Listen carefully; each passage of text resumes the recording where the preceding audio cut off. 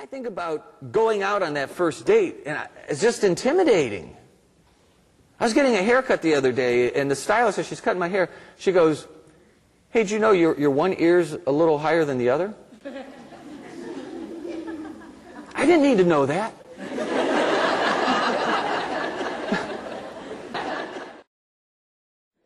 It's intimidating. Going out on a date isn't like going out for a good time. You might as well say, "Hey, you want to get together for a good night of scrutiny?"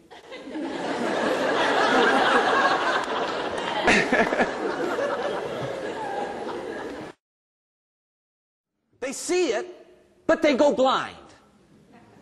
Looking at that future mate is like looking in the sun. You know, you see it, and then you only see, like when you blink funny, because you went blind.